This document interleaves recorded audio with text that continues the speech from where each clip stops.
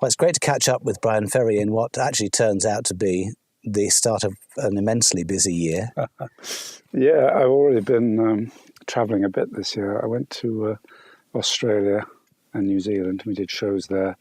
Actually, before that, we did a kind of UK tour, which started in Newcastle, went to Glasgow, and finished up eventually in the O2 in London.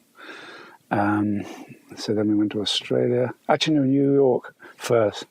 So it's been an interesting bit of travel already. And on the way back from New Zealand, I went for the first time to India, which I'd never been to before. And it was such a great thing to do at this stage in my life, to find something new, which I really liked. People have been quite dubious about whether I'd kind of enjoy it there. But it was really, I had a great trip for about 5 days. On the way back from New Zealand. It was great. What did you like about it in particular? I don't know. It was so much more organised than I imagined. I thought it would be complete chaos, but it wasn't. I think there's plenty of chaos there if you want it. Look for it. But I was very fortunate, actually. I kind of went in on my first visit at a very high level. In as much as the day I arrived, I bumped into somebody I knew vaguely from America in the hotel. He said, well, are you going to the wedding? Are you here for the wedding? I said, no, just here on a trip. And he said, oh, well, do you want to come? I said, sure. So I found myself at the Maharaja's daughter's wedding that night and the next day as well, because it was a several-day affair.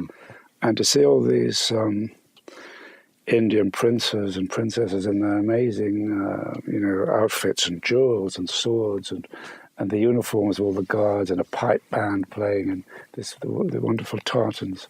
And it was like really a visual feast, which was right up my street, really. Absolutely. Well, this we know you like a decent aesthetic. And, and I suppose, unlike other sort of high-level functions like that, where you might be asked to play a gig occasionally, you could just enjoy it without having to sing a song. Total anonymity, so it was fantastic. Is there anywhere you're actually anonymous, do you think? Well, there, certainly. Really? Well, up to a point. There are a few people, but it was a big kind of polo field with a couple of thousand people at one of the parties. It was really quite impressive, actually. And then I went to Delhi and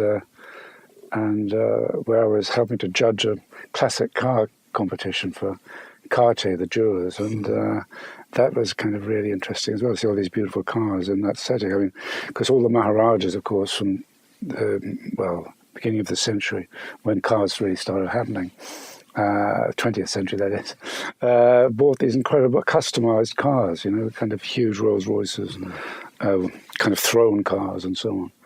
And so it's really great to see all these one-off kind of machines. Absolutely.